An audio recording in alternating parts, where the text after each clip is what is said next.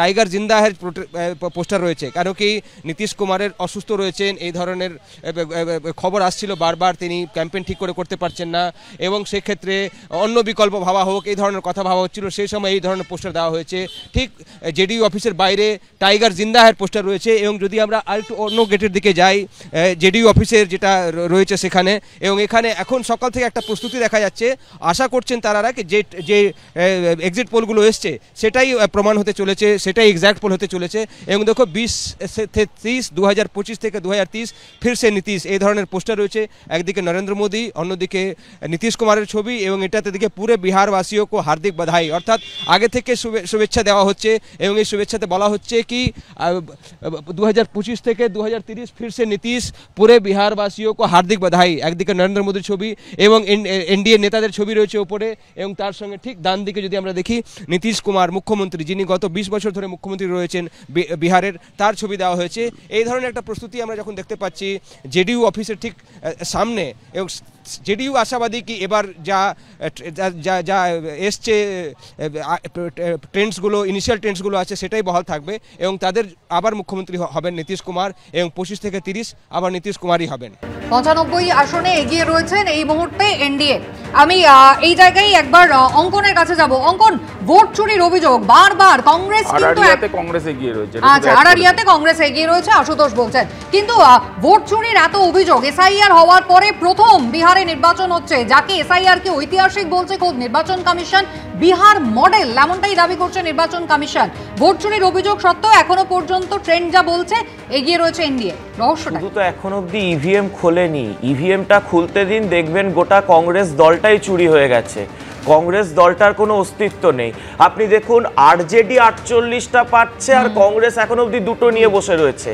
এমন দলের লোকজন ভোট চুরি হয়ে গেছে, ইভিএম খারাপ হয়ে গেছে। আগে কি হতো, 10টা 11টা পর্যন্ত কংগ্রেসের নেতারা বলতো আমরা জিতছি জিতছি জিতছি, 11টার পর থেকে বলতো ইভিএম খারাপ, ইভিএম এ গন্ডগোল। এখন নতুন মানে পুরনো হয়ে গেছে তো স্ক্রিপ্ট, এখন হচ্ছে ভোট চুরি হয়ে গেছে, প্রমাণ কিছু করতে পারছি না, কিচ্ছু এস্টাবলিশ হতে পারছে না। কিন্তু প্রমাণ দেওয়া হয়েছে। আচ্ছা দাদা, আপনার সময় বলিনি যে তথ্য প্রমাণগুলো দেয় সেই তথ্য প্রমাণগুলো খারিজ হয়ে যায়।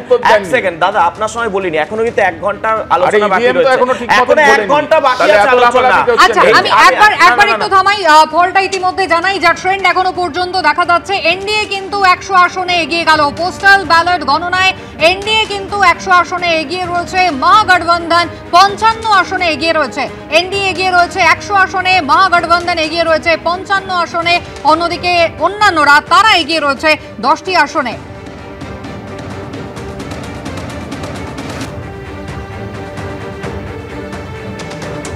এনডিএ 100 আসনে, 103 আসনে এগিয়ে রয়েছে এনডিএ। তেজস্বী যাদবের মহাগঠবন্ধন তারা 55 আসনে এগিয়ে রয়েছে, অন্যান্যরা 10 আসনে এগিয়ে রয়েছে।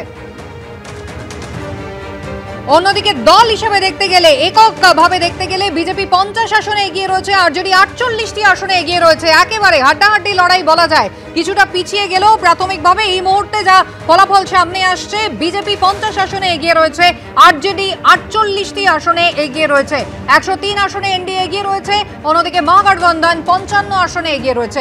কংগ্রেস কিন্তু মাত্র 2টি আসনে এগিয়ে রয়েছে। অঙ্কন শেষ করো। এবার বিষয় হচ্ছে হলো, একটু আগে সৈকতদা বলছিলেন যে একটাও কারখানার নাম বলতে পারবেন আপনি। 3টে কারখানার নাম বিগত 1 বছরে খুলেছে বলছি। একটা হচ্ছে সিমেন্টের কারখানা, যেটা খুলেছে হচ্ছে হলো নাওয়াদা ডিস্ট্রিক্টে, 2600 কোটি টাকার প্রজেক্ট। আরেকটা খুলেছে হচ্ছে খাগড়িয়া ডিস্ট্রিক্টে, সে কার আম্বুজা সিমেন্ট। যাই হোক, বন্ধ হয়ে গেছে।